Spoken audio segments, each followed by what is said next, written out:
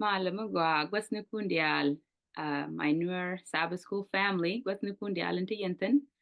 maybe a morning kia tok tiang ka ye kia chang der kia chang dong biawo je ka jamono bat bene ka ye ka ngi dana kona le no wen ka Sabbath school and lesson into content ejen lesson amba dek dien je ka me chi kona ling pan ka je ka tuk dan ka je ma pan and wala ba kon ka chang endio dien ni Tuesday chang endio dien the judgment has come eno chugwa luka chaben chugwa luka chaben karama bi be nyoga la rei lo dan chamen che kon lo kin tin chuwa da man dan de bit pan chane men gwa long chane jangai ke kwi gwa san rode kene gwa ske ma pa lo kos interne ale chaben tan prai kon ka bwa embe gwa pal ka kos kie rei lo kos bwa en je kon rei lo kos chugo tit kon ka widan je kon ka jan Isaiah no Hebrew sorry je kono ki Hebrew choko badek bes rewdien Hebrew choko badek bes kel kene bes rewdien jen je kono tena sorry bia pelega ke jen gwazme cha le cha lat so elia ka wo ko gwandan ke jen gwaja kam kone bedi bit beshul kene ye kosko ba kon ba lwak ko kon lesanan ko kon continue ci loy da tes ke ngwazi ci kam ne ni David bu kwero kus bete kel geji and then ni mandu ni nyon ching shoot ba ka ye ka Minnesota ka merkeme and ci loy da te thank you welcome tes join mi de long ale wo kwen kut sister nyon ke tan cha kon nyon ke ja ka chang in rewde rejoka re gwatin ngi kon right kotin ke bog dul gora ke bog je dul gora chang long ne me mu gwalong mi chi kwer kut cha kon tiet ke je ko banaben fi mo chulo ne dia ko ken tin la ba kwa ngi je ne won ko gor ko da kon kwen ke le nyok ke jen chang me ma dong chi chang nyam ma ni chang rew de chi ge chang na chang long ka chang da ka ne chang ka kel ma dong chi benten an wala wa kon ka chang rew de dia wa je dong mi chi je lo do ti di me chalat ka chang en kelen chalat kon wo gwa de dit goy brode tum kon me ka rai go me chi ro de je me cha to ko kwen da ma na William Miller ka ta e chi kut nyuot ke je jien ka rai lo je geratin ke lo tu ko tin e chi ro to ne ka ngai te nyam lo do chi na chup ko ba min cha gor ka Daniel cho ba dag wel ngwan kwen o buluk ai be ben ke to grun ti kin wudi ku jo ke cha kwen da ma na William Miller chi kono kwere jogo me chi wa kan ta ngode pit kon in mi cher ke ne me re jogo ne me lat kon ni bwayen be lo ko ngote ni re ni du ni te chi kon kwen ge jangwa de chi we ni ya re ngi ja boya min be lo ko ci kon gwa di go ro de ci kon lat re ni goga te cha nyot kon re bok ni Daniel o gwa re ro de gwa mi ci ko dre alaka mi la chopke ka kel garwon mi chwali chenglul go ro ba kon tim me ko ci kon ta de lingene do e chenge linga lat kon ke je ante wa kon mi ci kon do nga ke kwi changlul kana men gwatin kana raman ledje ci kon ta lo ni ci kon je ko ni ye chu jento gwa pal me re mo ka jaram le duel ke pidan la bot pal rol nyal en tema morai kon ci kon ma ngane luel ka rade min cha nyok kon kwadre dit go rode bu kon ben bo ka ka rode min chali luk nyame ran mi ci bible nyok kon go mu goro bu kon lin re kon dan ke bible ku mo gore je ba kon bu kon bible kon kan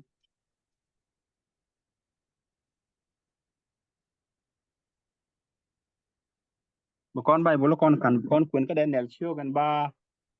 roden ba bangwan kene bedwell bu kon kula wa kapal man chalat sin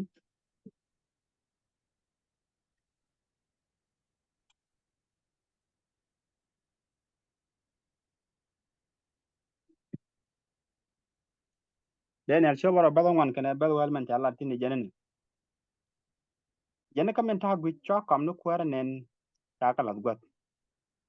ka chura men dora nyur wi ko am kwara de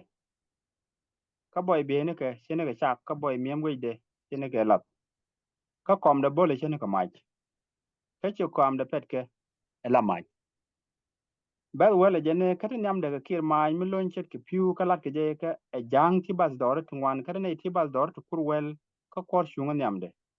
ka chwa luk chu nyor ino ka cha bong ne le a kan kon ni jene rat bana kun ke bet bakel ke ne bet baro ka nyu chu wel ngwan a kan kon ne da long lem ne nyu chu wel ngwan bet bakel ke ne bet baro men chala tin gwa me chala re ka chwa jang nel do den me per ka nel nen mi te ka tu kos to go ti tel pek ti balat ne tin cheng wi mon ka dor dial ka ne tuk doli ka tuk ti gol ka ne dia bet baro a jane ka chwa jalat ka jo mi dir lo ko kut ko panye je ko chi gwa lok de chup ka pale je ram men chi nel ka ne pinchak ka bar ka ne luli pini pal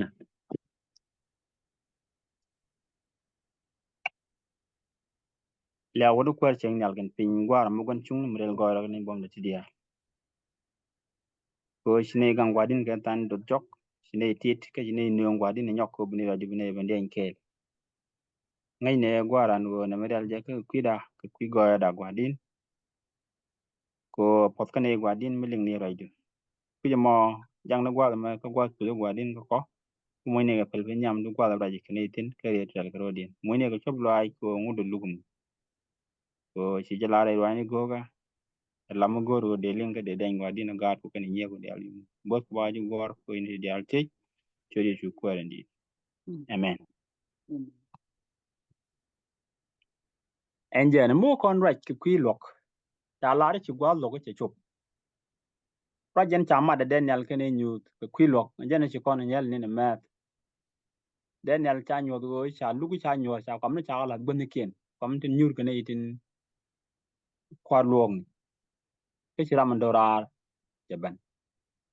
akon o kon ga min cha gor ke nyut ci kon je ki ci jang nyal ci chut ke jo mi dir i lo da kot ka kwanya je ko ci gwa lok de ci chup kan chuk dang rawote ne rom ken ka lemu angurum kama ya murai kon ga kwi lok re bible ka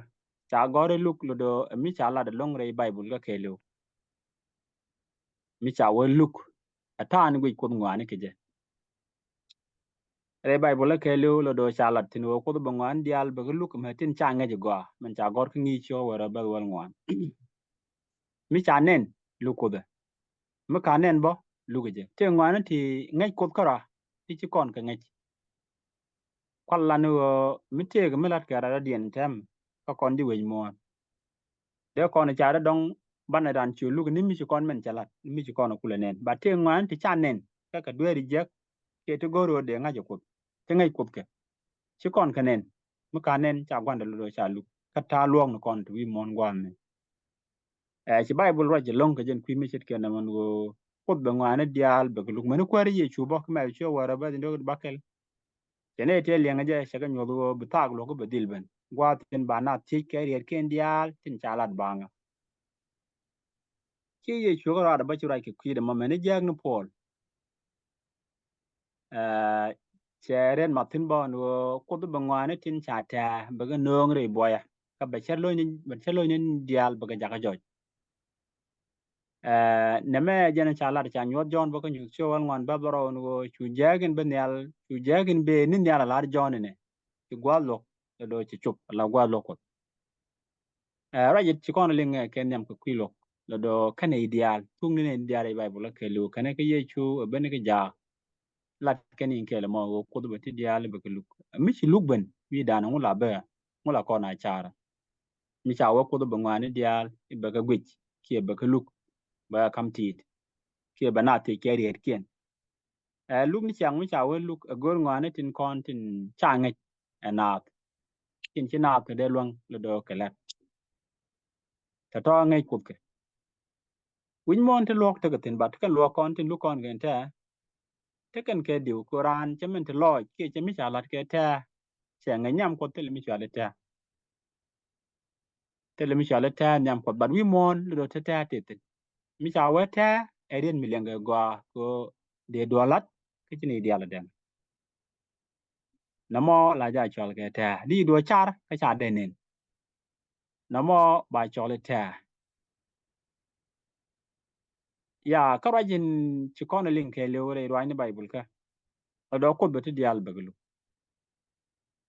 lugo mo te kerum ka ta gwat rel goyro mala gwat pa na ko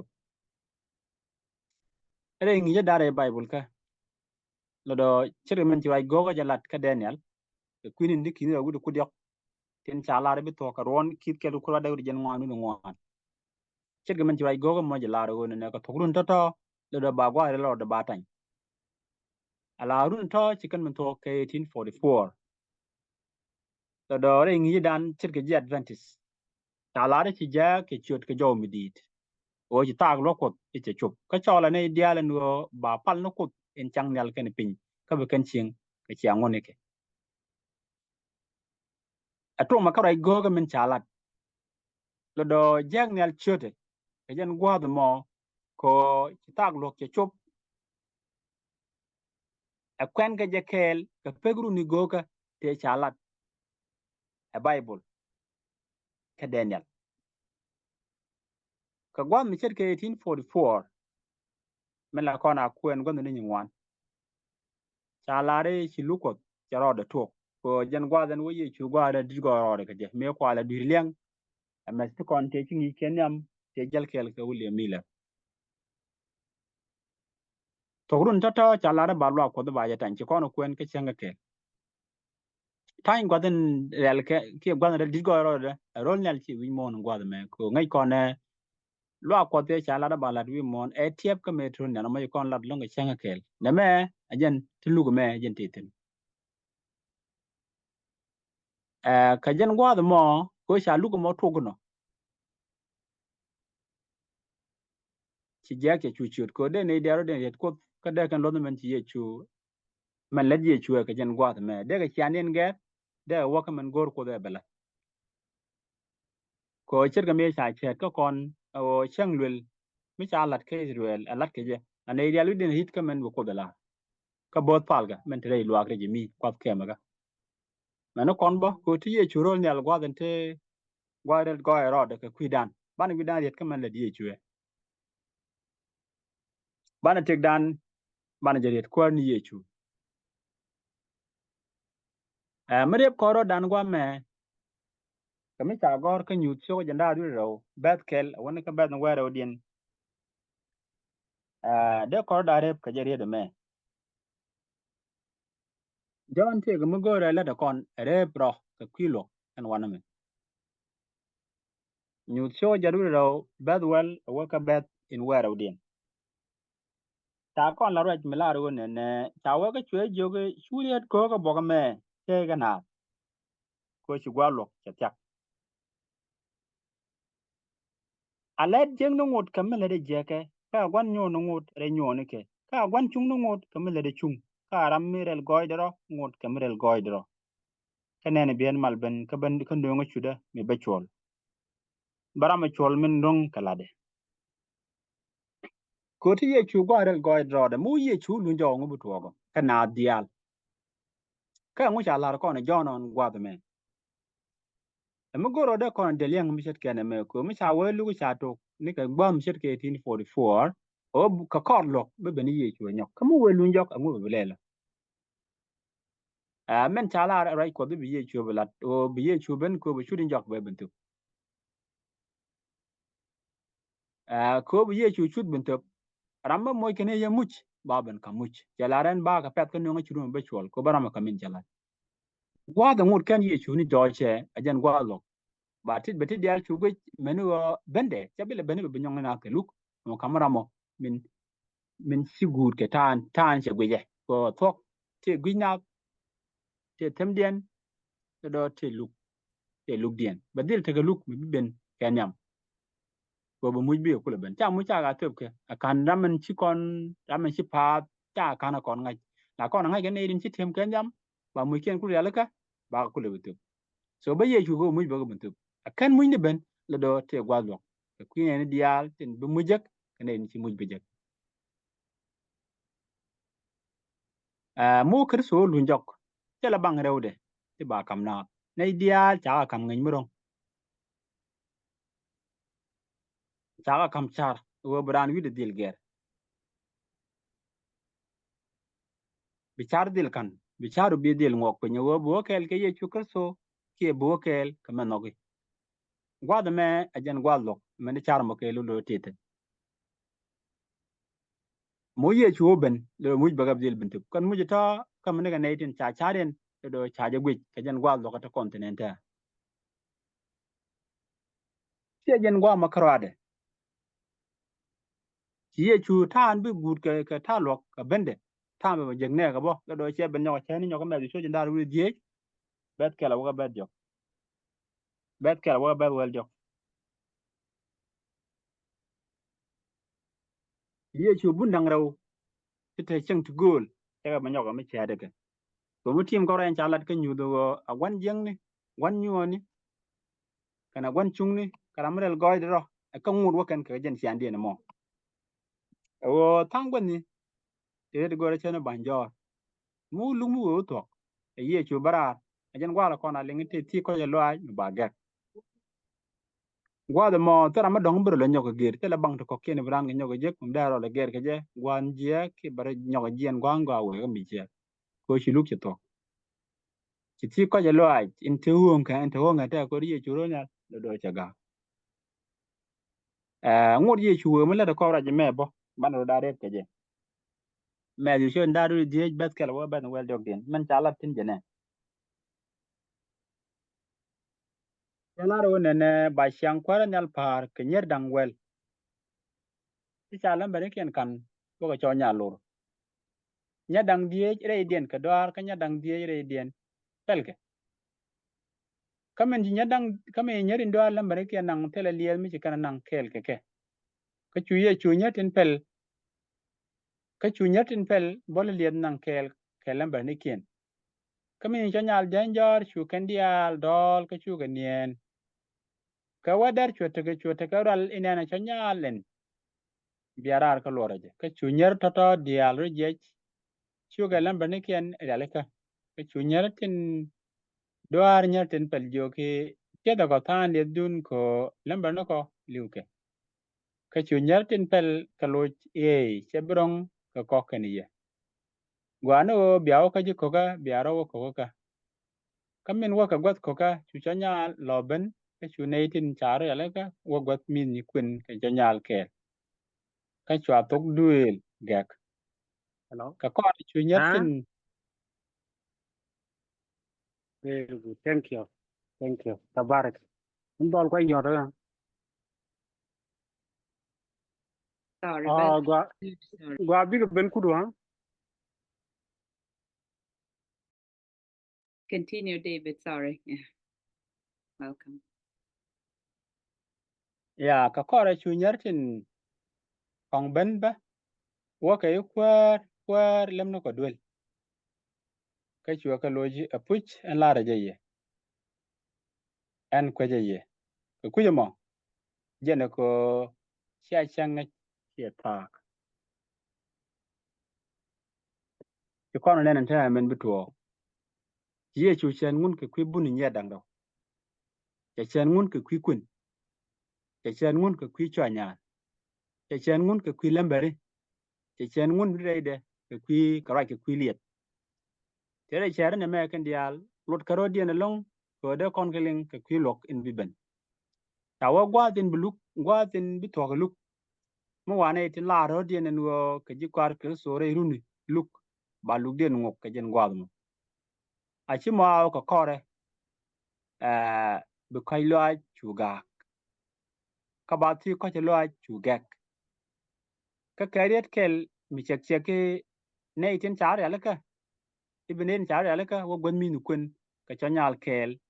ka chwa tok duel chu gek cha ko nu ne me ke le nu no kon kalat ke na men jot in lat ke bot pala to ko ne ka ta bot pala men nyam abana gwa da bala da ndiri kwi ke na ran tu ka jamu na ja gor ge controversy min tuok jene lat kene cha tuok chaja la ne ideal ni chalat ken na maling mani kwari chula ro pidien chaga chat ka bunya dangro ka nyer ti nyer ken dia dong ra ode ko kwen ka tan chalat ke ken kwi mi chet ken mo kan bo ngai ken o to kuntin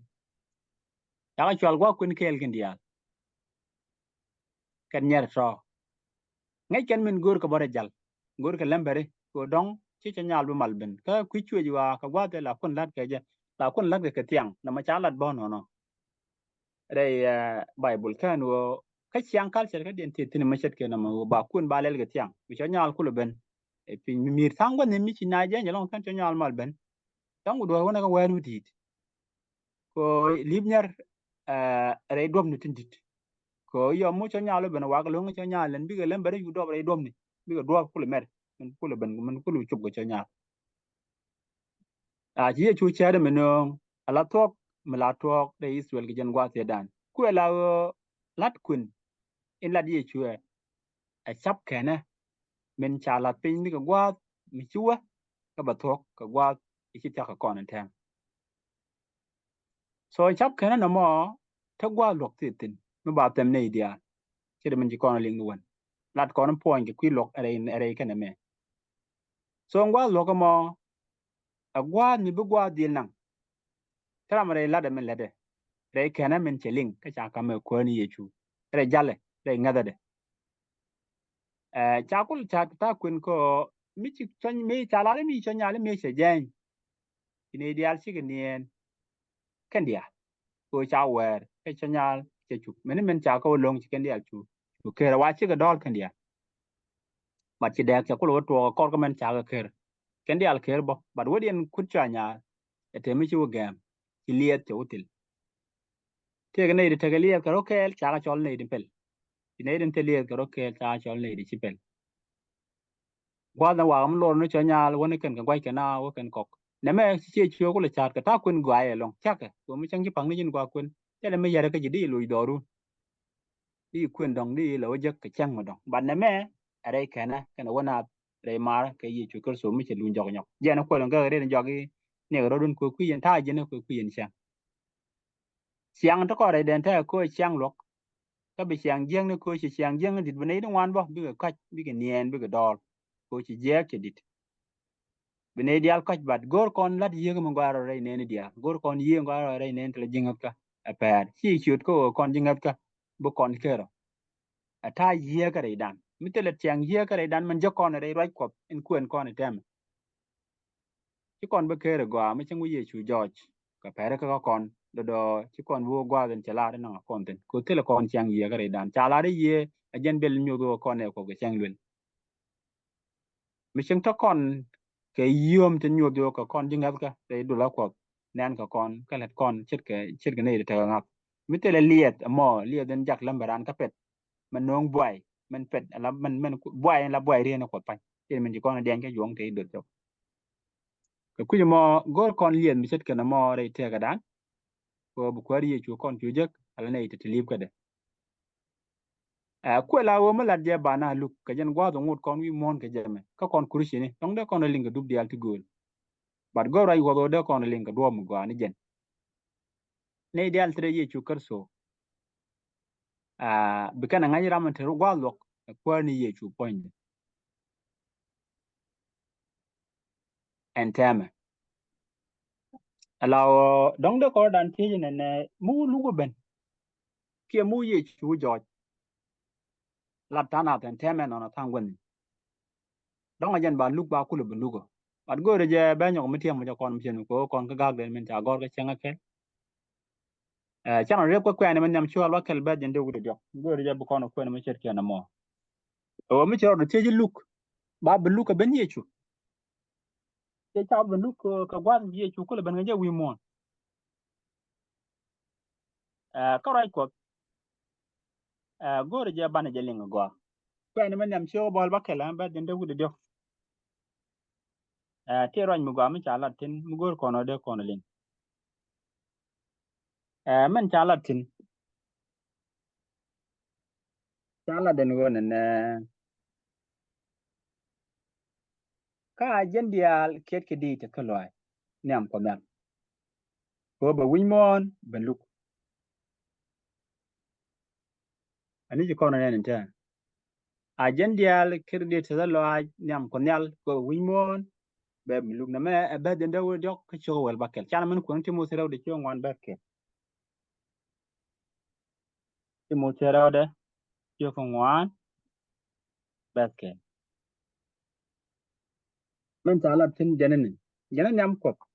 kana nyam kristo yechu min bene tin tek kana tin chiliu luk kana jajde kana kware kana jajde kana kware en la da jeji den right ko na mu gwa mi gwa mu loro ke charalot leni jana mi shike duer bum ke min ngi ke min ngi ke chiang mata ka pelpin pra me la da pol min cha gor ka kweni gor ko ran ti ke jen mi chet gena mo mu ye chu ben mi cha la de bible ka bi ye chu ben ba na belu na me nguk lok mi cha luk nu wen nguk lok mi cha luk nu wen ka min cha gor ka timo se ra chu ngwan ba ke jen cha gor kweni min nyam chu la kal ba den de wo de mu ye chu ben ngong nu luk mi cha tok nu wen ka ko nguk ne luk jen be kel ka muj ke min cha gor ka nyu chu ndar ro bel waro no ngonu muj ti ban kam ne ideal tet ka min ti kenela jana wa be ja ka ba ja ka wi mon ke le ko me so ndar wi ngwan ba jinde gudi ken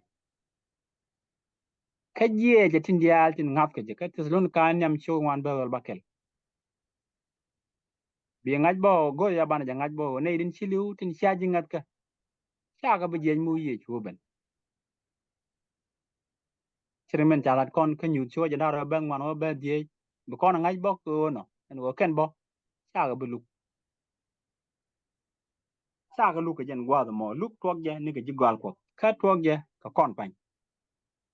so ta ko re lok ka jen gwa to continent men kula men gwan go ra de tiem kon ban ka gu de o mi cha wo ba kon luk sie duor mi bu kon ja ka dwal ra na char ma wa luk an gwan duer ne men ba ring mu dit ka wi yu ben mai wi wo ba wang ba yor mai ra men lukon wa mu ye kon chong re lem ye chu kur son chi kon nga te la kon bu kon dwal ke je ka luk gwa ka kon o chi pol kon jo ke anga bira mi no ko nga bi ne ngonya ke ye chu kur so ajen la lu ko ra men nget kon men chi liu ka chi liu ba liwe ka kwida kana kwidu ka kuje mo wa kon chi dwal ka luk ko kristo e dundan peleka e dundan lor ka dwer e dundan long ko bana chinga chang ko da e dundan ka kuje mo en go bana tim ka gwaden jok e dundan bo ko kwar ke la kon palna lek tige jo ko nel gan pinga ku go do men ti nyot ne gwadin kan min tot ne kel kama e de nda ke ko ne lo la ko da ko jine bot kuje mo lok ne gwadin ki yir mun gwa ko bo ngwan de la ko ga jen gwa da me tin bom ko loy da ka te loy da ka ke long ki lo o ram le che da ke lu gon de la ba ka ling tin ka deng ne ke tin moy ne ngab lo ai ken no ko ne cha ret kama la di chu ker so gwadin gwa ren ko intro ki da lo ai tes gwadin ko chi ngwan dial kam ne ke ye chu ker so ne dial te ngab chu di chu ker so amen